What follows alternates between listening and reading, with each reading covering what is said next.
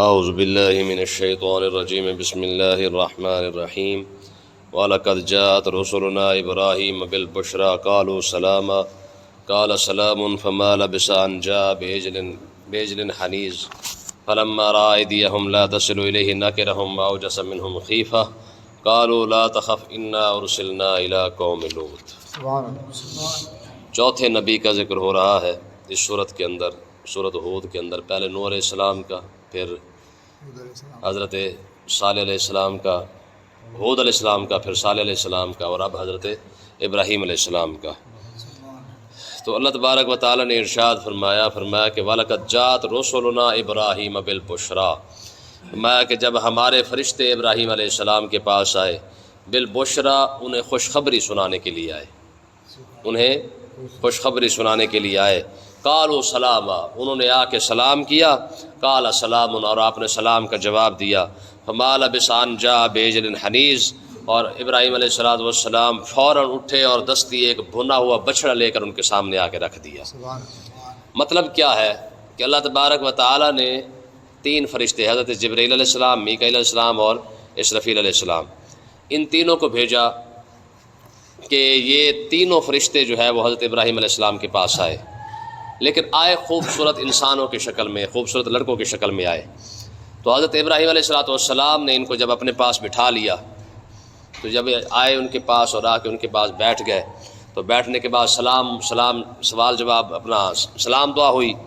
تو اس کے بعد حضرت ابراہیم علیہ السلام سلام دعا کے فوراً بعد جا کے جو ہے وہ ایک بچڑا جو بھونا تھا وہ اٹھا کے ان کے سامنے رکھ دیا، کیونکہ میں نے پہلے بھی آپ کو بتایا تھا کہ حضرت ابراہیم علیہ السلام کی یہ عادت کریمہ تھی کہ آپ مہمان کے بغیر کھانا نہیں کھاتے تھے،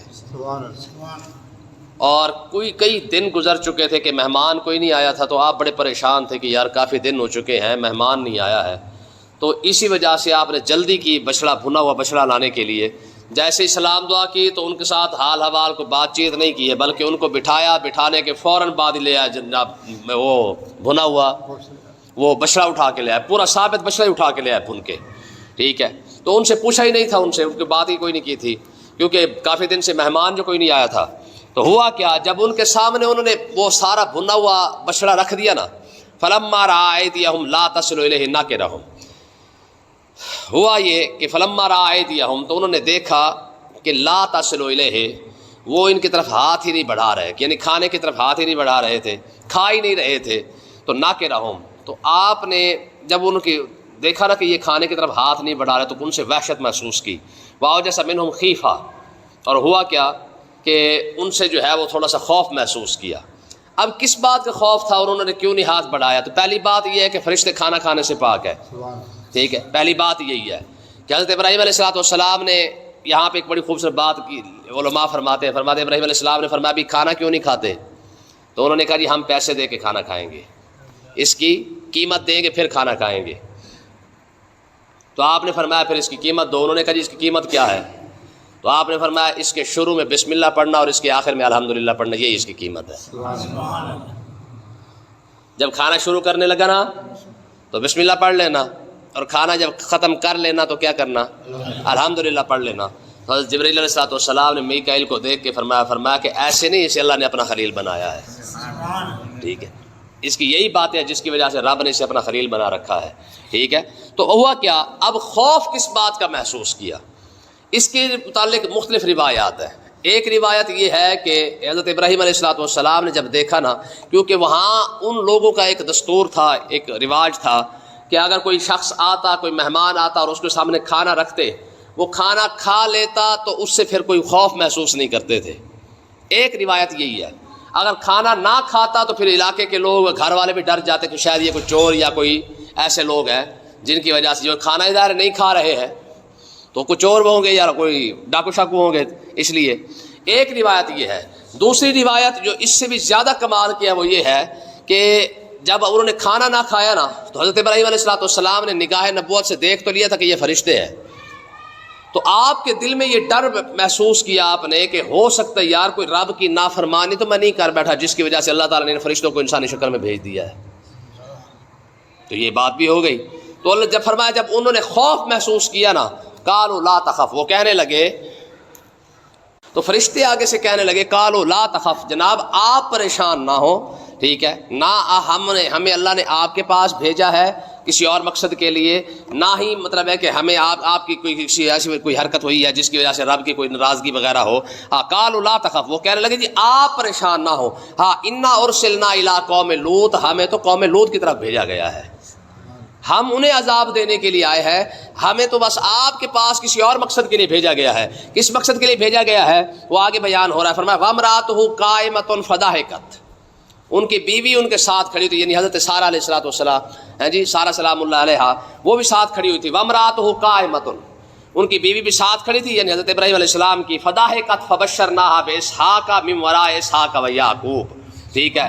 حضرت جبریل علیہ السلام کہنے لگے جناب ہمیں اللہ تبارک و تعالیٰ نے بھیجا تو قوم لوط کی طرف ہے، تو میں انہیں عذاب دینے سے پہلے میرے خلیل کو جا کے 2 خوشخبریاں عطا کرو، میرے خلیل کو جا کے 2 خوشخبریاں دو، کون سی؟ میں فبشرناہا باسحاق، اللہ تعالیٰ آپ کو اسحاق جیسی نعمت عطا فرمائے گا، آپ کا بیٹا پیدا ہوگا، اسحاق اس کا نام ہوگا، اللہ کا نبی ہوگا، اور من وراء اسحاق و یعقوب، اور اسحاق کے بعد پھر اللہ تبارک و تعالیٰ اسحاق کو ایک بیٹا عطا فرمائے گا جس کا نام یعقوب ہوگا، اسحاق بھی نبی ہوگا، وہ بھی نبی ہوگا، ٹھیک ہے۔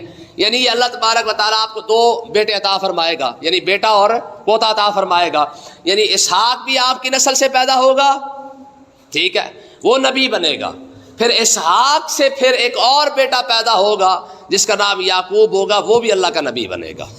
ہم تو بھیا آپ کو یہ خوشخبری سنانے آئے ہیں۔ اس کے متعلق اب ایک لفظ درمیان میں چھوڑا ہے، وہ یہ تھا کہ جب وہ عورت ساتھ کھڑی تھی حضرت سارہ علیہ الصلوۃ والسلام، جب اپنے بیٹوں کی خوشخبری، بیٹے کی اور پوتے کی خوشخبری سنی نا، فضحکت، تو ہنس پڑی، ہنسنے لگ گئی۔ ہنسنے کیوں لگ گئی ہے؟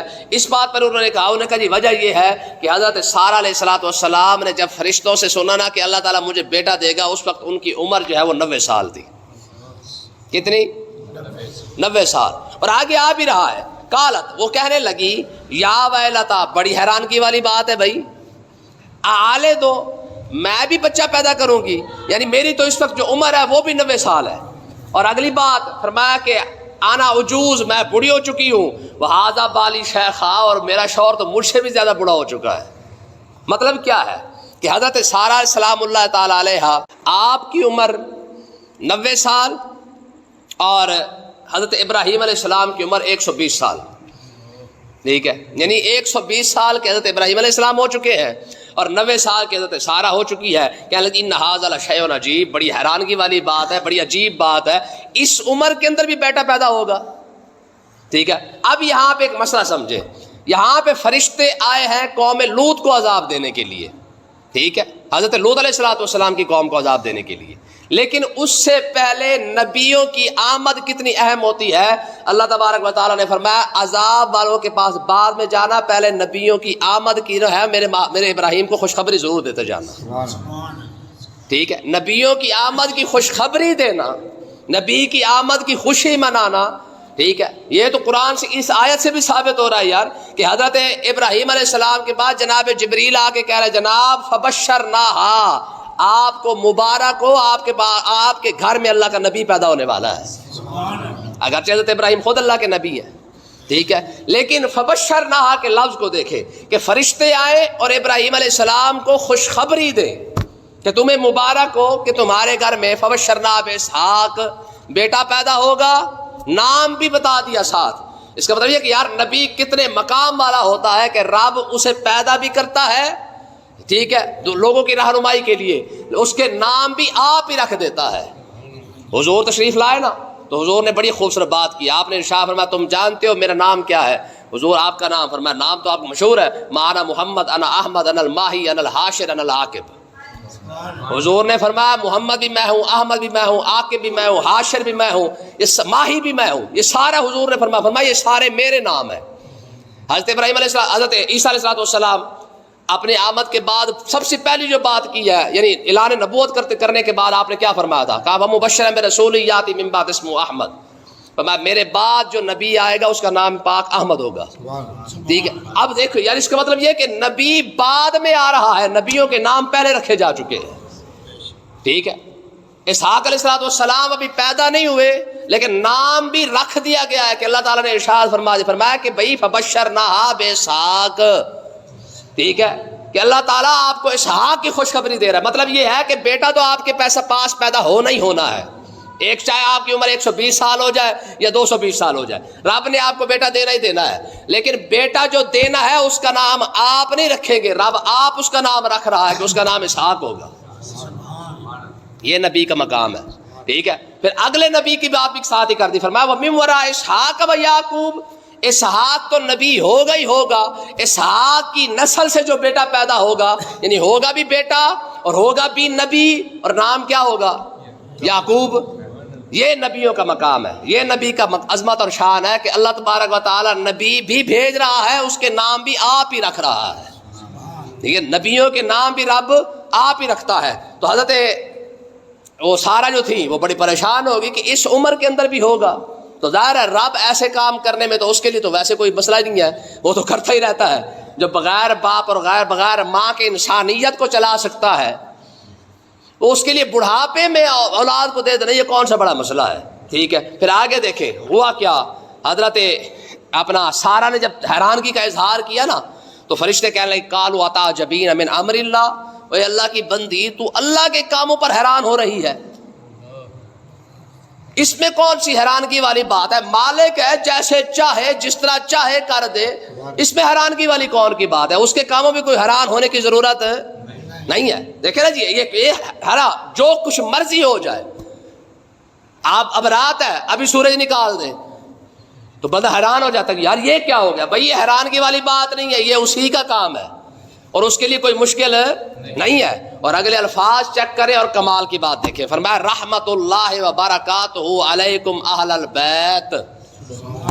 فرمایا کہ اے اہل بیت تم پر اللہ کی رحمت ہو، اللہ کی برکتیں نازل ہو. بات ابراہیم اور سارا سے ہو رہی ہے اور فرشتے کہہ رہے ہیں کہ یہ اہل بیت ہے. اس کا مطلب یہ ہے کہ جو بیوی ہوتی ہے وہ اہل بیت میں شامل ہے، بیوی اہل بیت میں شامل ہے. اب یہ جو ہے نا یہ کالے کہتے جی بیویاں جو ہے وہ گھر میں شامل نہیں ہوتی ہیں. اگر بیوی اہل بیت میں شامل نہیں نا تو پھر مولا علی کے بعد سیدہ فاطمہ الزہرا مولا علی کے گھر میں شامل ہی نہیں ہے. پھر تو حسنین کریمین شامل ہے، پھر تو سیدہ حسن امام حسین، امام حسن، سیدہ زینب ام کلثوم، پھر تو یہ گھر والے بنتے ہیں. پھر مولا علی کے گھر کے اندر سیدہ فاطمہ الزہرا تو شامل ہی کوئی نہیں ہے. تو اس کا مطلب یہ ہے یہاں نہیں نکالیں گے سیدہ فاطمہ الزہرا کو. ٹھیک ہے. جب بات مولا علی کی آئے گی تو ساتھ سیدہ فاطمہ الزہرا کا نام بھی ضرور آئے گا. اور بھائی نکال دو نا گھر سے. تمہارے بقول جب بیوی گھر میں شامل ہی نہیں تو پھر سیدہ فاطمہ الزہرا بھی، اس کا مطلب یہ کہ مولا علی کے گھر میں شامل نہیں ہے، یہاں شامل ہے. تو اگر بی بی سیدہ فاطمہ الزہرا مولا علی کے گھر میں شامل ہے تو اما عائشہ صدیقہ بھی نبی کے گھر میں شامل ہے. سمجھ آئی کہ نہیں آئی ہے؟ اور یہاں کیا کہہ رہا ہے؟ فرشتے کہہ رہے ہیں، کہتے ہیں رحمت اللہ ہے، تم پر اللہ کی رحمت ہو، برکات ہو. اور دوسری بات یہ کہ اللہ کی برکتیں ہو. کس پر؟ علیکم، تم سب پر. اب تم سب کے اندر تو دو بندے ہیں، ایک حضرت سارا اور دوسرے حضرت ابراہیم علیہ السلام ہے. اور آگے کہا اہل البیت، کہ یہ سارا بھی گھر میں شامل ہے، یہ گھر والوں میں شامل ہے. اور یہی بات تو قرآن مجید نے آخر 22 پارے کے اندر کی ہے. ٹھیک ہے. انما یرید اللہ لیذھب عنکم الرجس اہل البیت. فرمایا گھر والوں، اللہ تعالیٰ نے ساری پلیدی تم سے دور کر دی ہے. نبی کے گھر والوں کو کہا جا رہا ہے. ٹھیک ہے. اور اگلی الفاظ دیکھیں، فرمایا کہ انما یرید اللہ لیذھب عنکم الرجس اہل البیت. فرمایا کہ اے اہل بیت، اللہ تعالیٰ نے ایک تو تم سے پلیدی کو دور کر دیا ہے، اور اگلی بات کیا ہے؟ وَيُطَهِّرَكُمْ تَطْهِيرًا، اور اللہ تعالیٰ نے تمہیں پاک بھی کر دیا ہے. کیوں؟ وَاذْكُرْنَ مَا يُتْلَى فِي بُيُوتِكُنَّ مِنْ آيَاتِ اللَّهِ، کیونکہ اللہ کی آیتوں کی تلاوت تمہارے گھر کے اندر کی جاتی ہے. اب اللہ کے گھر کی آیتیں کہاں نازل ہوئی ہے؟ وہ تو اما عائشہ صدیقہ کا گھر ہے. اللہ کے گھر، اللہ کی جو آیتیں نازل ہوئی ہے وہ تو اما عائشہ صدیقہ کے گھر میں نازل ہوئی ہے. ٹھیک ہے. وَقَرْنَ فِي بُيُوتِكُنَّ وَلَا تَبَرَّجْنَ تَبَرُّجَ الْجَاهِلِيَّةِ الْأُولَىٰ. اللہ تعالیٰ نے ساری جاہلیت کی رسمیں تم سے دور کر دی ہیں. کیوں؟ وَاذْكُرْنَ مَا يُتْلَى فِي بُيُوتِكُنَّ مِنْ آيَاتِ اللَّهِ وَالْحِكْمَةِ، کیونکہ اللہ کی آیتیں تمہارے گھروں میں پڑھی جاتی ہیں. وہ گھر تو یا تو حضرت حفصہ حضرت عمر کی بیٹی کا ہے، یا حضرت اما عائشہ صدیقہ وہ صدیق اکبر کی بیٹی کا ہے، کیونکہ میرا نبی یا تو اما عائشہ صدیقہ کے گھر میں بیٹھا ہوا ہے یا حضرت حفصہ کے گھر میں بیٹھا ہوا ہے. سمجھ آئی کہ نہیں آئی ہے؟ جب قرآن ان کو اہل بیت کہہ رہا ہے، اگر حضرت سارہ ابراہیم علیہ السلام کی اہل بیت میں شامل ہے، یا تو سارہ کو بھی نکالو، وہ تو فرشتے کہہ رہے ہیں کہ اہل البیت تم اہل بیت ہو. اگر حضرت سارہ ابراہیم علیہ السلام کی اہل بیت میں شامل ہے تو اما عائشہ صدیقہ اور حضرت حفصہ بھی آقا علیہ الصلوۃ والسلام کی اہل بیت میں شامل ہے. سمجھ آئی کہ نہیں؟ اور یہ قرآن کی دلیل ہے. اس کے مقابلے میں کوئی دلیل لائے تو پھر بات بنے نا. تو اللہ تبارک و تعالیٰ نے ارشاد فرمایا انہ حمید مجید، کیونکہ جو رب اللہ تبارک و تعالیٰ کی ذات ہے وہ خوبیوں والی ذات بھی ہے اور عزت والی ذات بھی ہے. اللہ پاک سمجھنے کی توفیق عطا فرمائے.